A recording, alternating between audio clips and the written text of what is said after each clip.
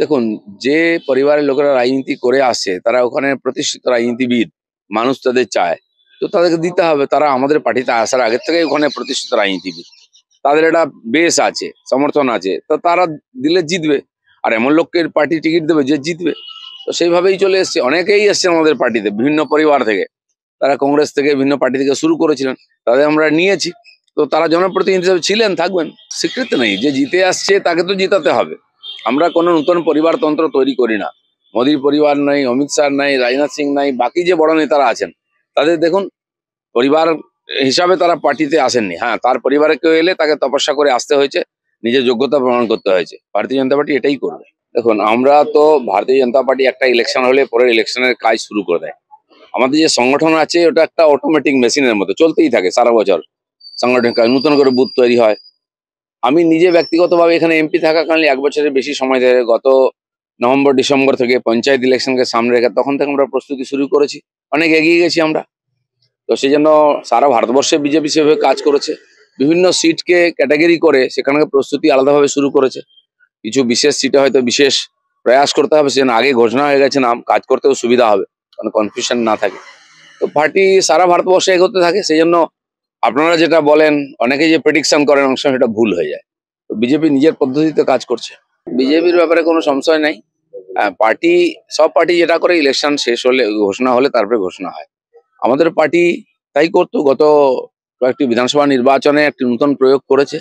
আগে কিছু সিট ঘোষণা করা হয়েছিল যেগুলো জিততে পারি, তাতে লাভ হয়েছে। সেই জন্য এবারেও সেটাকে প্রয়োগ করে দেখা হচ্ছে, এক্সপেরিমেন্ট চলছে। মোদিজি গতকাল পরিবারতন্ত্রের বিরুদ্ধে বলেছেন, সেখানে শুভেন্দু অধিকারীর পরিবারেরই আরেকজনকে টিকিট দেওয়া হয়েছে। দেখুন, যে পরিবারের লোকেরা রাজনীতি করে আসছে তারা ওখানে প্রতিষ্ঠিত রাজনীতিবিদ, মানুষ তাদের চায়। তো তাদেরকে দিতে হবে। তারা আমাদের পার্টিতে আসার আগের থেকেই ওখানে প্রতিষ্ঠিত রাজনীতিবিদ।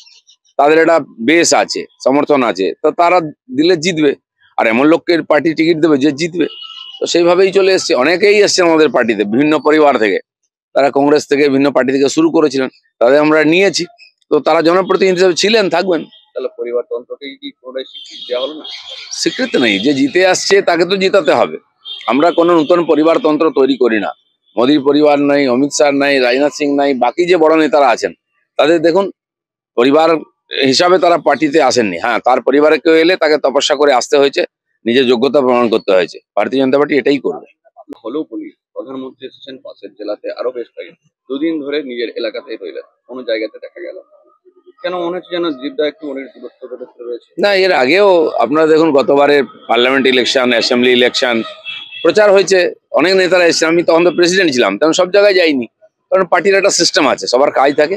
এখন আমি এমপি, এই জন্য আমাকে কমিটি থেকেও বাদ দেওয়া হয়েছে যে নিজের এলাকায় কাজ করার জন্য। এবং আমাদের সেন্ট্রাল কমিটিতে বহু এমপি ছিলেন যারা লোকসভা লড়বেন, সবাইকে বলা হয়েছে কি যে নিজের জায়গায় কাজ শুরু করুন। আর আমরা সেটাই করছি। আর যেই জোনে থাকেন সেখানকার নেতাদের লিস্ট তৈরি হয়, সবাইকে সুযোগ দেওয়া হয় আলাদা আলাদা করে সেখানে বসার।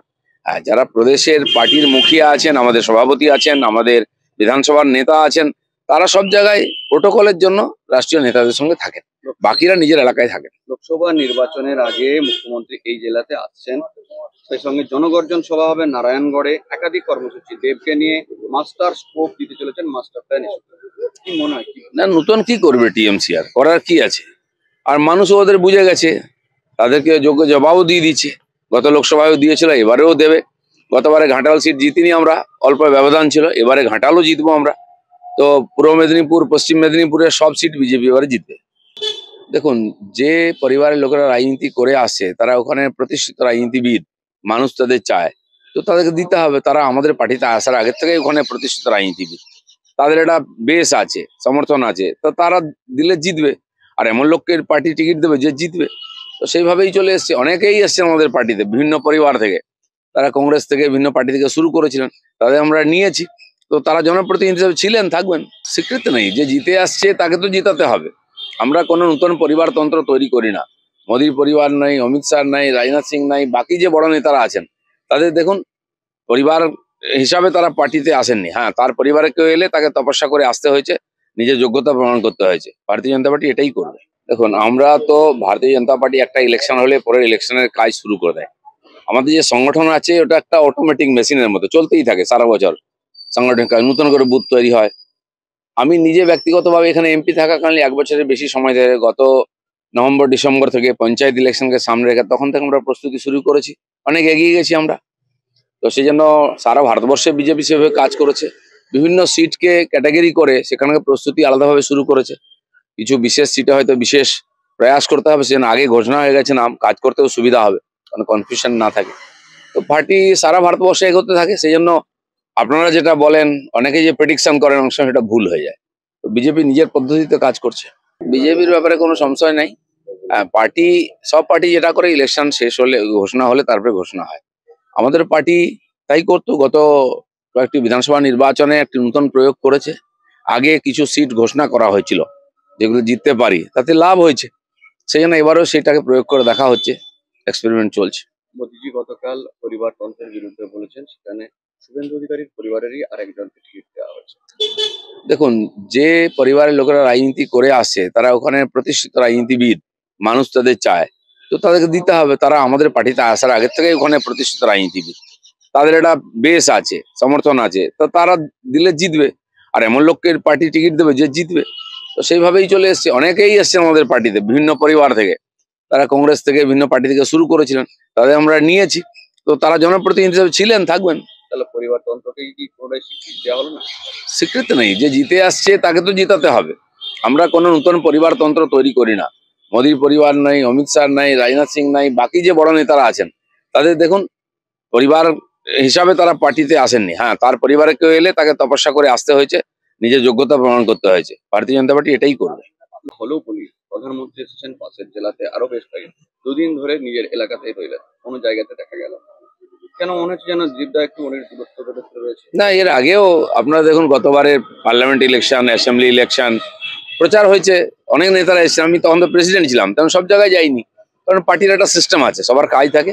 এখন আমি এমপি, এই জন্য আমাকে কমিটি থেকেও বাদ দেওয়া হয়েছে যে নিজের এলাকায় কাজ করার জন্য। এবং আমাদের সেন্ট্রাল কমিটিতে বহু এমপি ছিলেন যারা লোকসভা লড়বেন, সবাইকে বলা হয়েছে কি যে নিজের জায়গায় কাজ শুরু করুন, আর আমরা সেটাই করছি।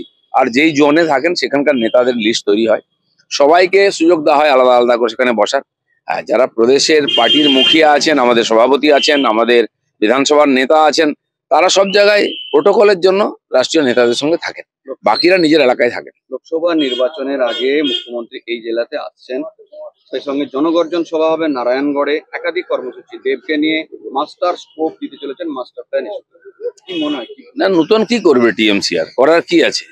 আর মানুষও ওদের বুঝে গেছে, তাদেরকে যোগ্য জবাবও দিয়ে দিচ্ছে। গত লোকসভায়ও দিয়েছিল, এবারেও দেবে। গতবারে ঘাটাল সিট জিতিনি আমরা, অল্প ব্যবধান ছিল, এবারে ঘাটালও জিতবো আমরা। তো পূর্ব মেদিনীপুর, পশ্চিম মেদিনীপুরের সব সিট বিজেপি এবারে জিতবে।